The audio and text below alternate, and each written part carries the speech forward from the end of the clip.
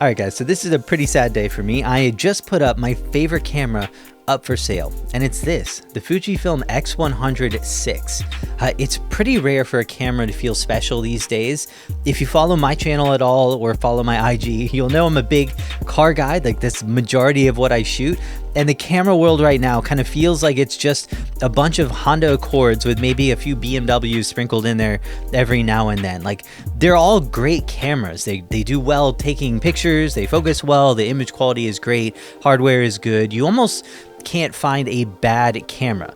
But the hardware hasn't changed much in years, except maybe adding some flippy screens. You might spend a bit more money and get a little bit more horsepower, some faster frame rates, maybe a few more pixels. But I have like 20 cameras on this shelf behind me, and really the only one that is unique is going to be this. It's the only one that feels like it might have just a little bit of soul to it. Definitely the only one that you get kind of this unique connection when you're using it, almost like you would if you were driving some old manual 911.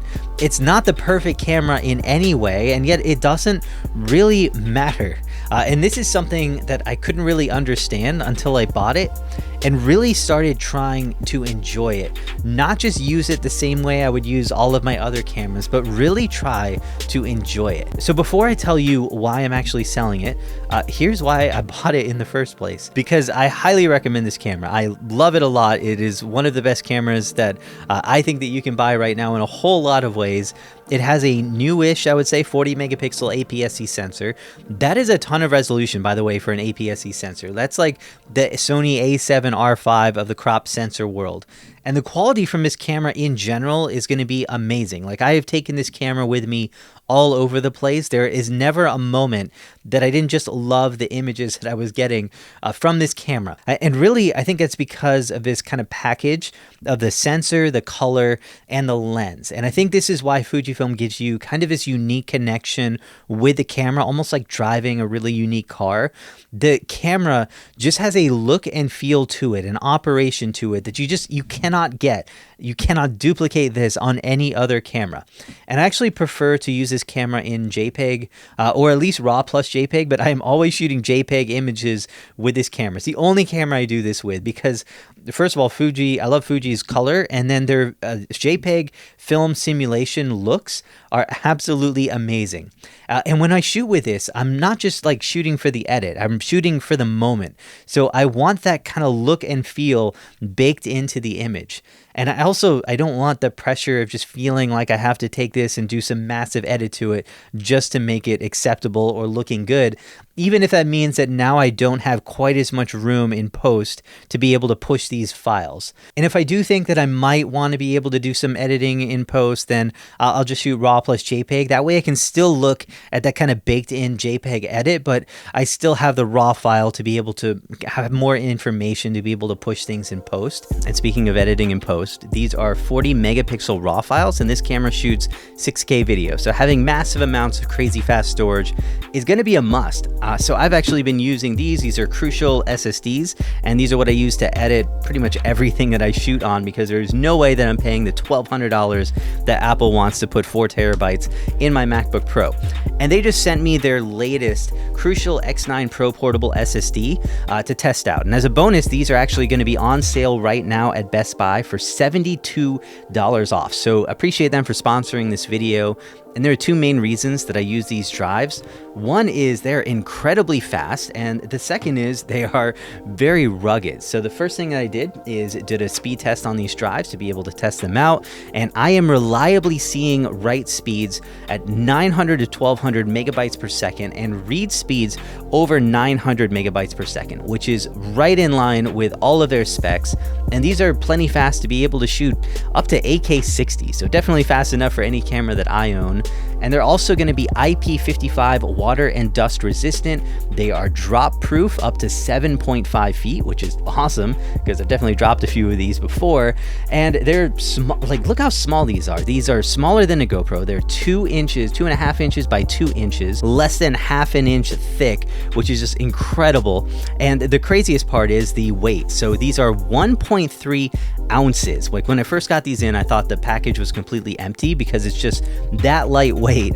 They're going to be available in capacities of 1, 2, and 4 terabytes, although for anything photo and video, I would definitely spec out at least 2 terabytes. It's plug and play ready for Windows, Mac, Android, iPad, and Linux. And they're going to be USB 3.2 Gen 2, USB-C cables included in the box. They're hardware encrypted for keeping your data safe. So there is a link in the video description to be able to pick up one of these while they're still on sale. And Best Buy also sells the X100-6, so you might want to pick one of these up while you're there. But I think there's another reason why this X100 now has this like cult-like following, and that's going to be this fixed lens, which that might sound really counterintuitive because obviously I can't zoom. I have one focal length, so this is going to be extremely limiting. But this actually means that the camera is what I would call ecosystem irrelevant. So it doesn't matter if you shoot Sony, Canon, Nikon, doesn't matter how many lenses you own, what mount they are. You can add this camera to any camera kit. And that's the way I would recommend doing it. So I would not make this my first camera. I would not make this my only camera at all. Like, this is something I would definitely add on to whatever other kit that you use because it feels special. And I hope I'm not the only person like this, but I cannot pack light no matter where I go, even for camera shoots, anything like that. Like, it doesn't matter what I'm shooting. I fill up my bags all the way. And if there's room for like a second body or 2 to 3 lenses, I'm bringing them with me. So there's definitely this sense of freedom that I get, at least, from throwing this one little camera around my neck, not having to bring all of my gear, not having to bring a full bag, not having to bring a bunch of different lenses with me and thinking, oh man, I'm leaving this lens behind. What am I going to miss? Although Fuji does make some like conversion adapters to be able to turn this 35 into a 28mm equivalent or a 50mm equivalent. But with this camera, you don't have any gear envy for a new lens. There's nothing to fill up your camera bag with, and so it does make it easier to just enjoy this camera for what it is. Now, if you guys do want to see like a full review or go deeper into image quality, autofocus ability, video, and take a look at this camera more from a capability standpoint, let me know. I'll do it. But I find this camera is just a little bit more about the experience in using it than the technical abilities of it. And that is very rare for me to say, because if you knew me at all, like, I am a very technical person, and so that's usually the first thing that I would appreciate in a camera like this. But I do want to at least touch on some technical things like autofocus, because Fujifilm it's massively improved from their last generation, and if you were using both of these cameras, you can definitely tell that difference. At the same time, if you have ever used Canon or Sony's latest cameras as well, this is definitely not going to be to that level. So if you were doing like critical, action, sports, wildlife, things like that, you're going to be better off with something like a Sony a6700. But, this isn't made for that. Like, it's a single lens, a 35mm lens. It's built for casual use. And the X100-6 is a massive step up. And to me, it's a solid performance. I never felt like I was going to be limited by the autofocus system in this camera. Plus, it shoots 11 frames per second, which is actually really fast for a mechanical shutter in a 40 megapixel camera. And video is going to be an even bigger upgrade. So this is going to be surprising, especially on a camera like this. But you can shoot 6K up to 30 frames per second in 10-bit. You have internal log, 4K 60, and now you have in-body image stabilization. Even though I don't think this is really the most effective IBIS system at the moment, but I wouldn't, buy this as a video camera, because I think when it comes to like ergonomics and overheating and not having interchangeable lenses, that starts to become an issue. But definitely, if you want to use this camera for video any moment, this is going to be way more impressive than it should be. And the actual video quality that I am getting from this camera is insane. So why am I selling it if I've literally been telling you for the last 10 minutes how amazing it is? And now I'm also telling you I'm getting rid of it. So to be perfectly honest with you, I would be happy to just keep this on my desk like this as a statement piece that I would occasionally use just for the fun of it.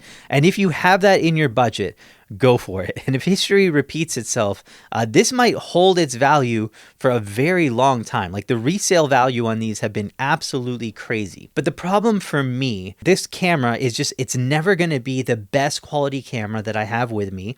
And with a 35mm f2 fixed lens, it's also not incredibly flexible.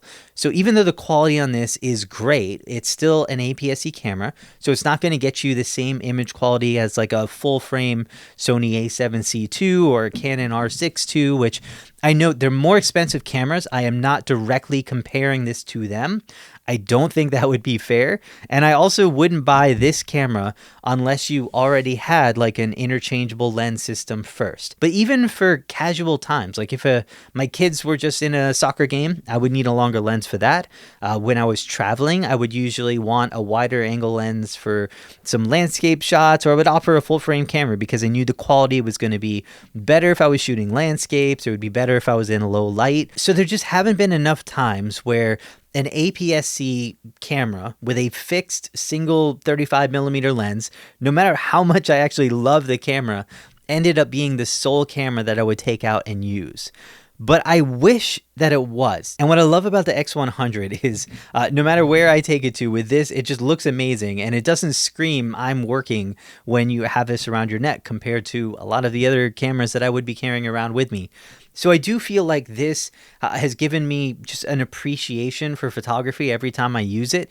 I'm extremely happy this camera exists. And I think that those of you who buy this camera and hopefully can appreciate this for what it is, you're going to be extremely happy with it. Like, this is going to be my most missed camera ever because there is nothing else that is going to give me this same feeling and this same look every time I use it. And maybe I just convinced myself that there's a reason to keep it right there. But the reality is that in the struggle between picking a camera that I really wanted to use and the camera that would be best suited for the situation that I wanted to photograph, the Fujifilm X100 it just rarely made the cut. So if you want to know what has been making the cut, definitely follow me over on Instagram, subscribe to this channel, because there are some really big announcements coming up soon.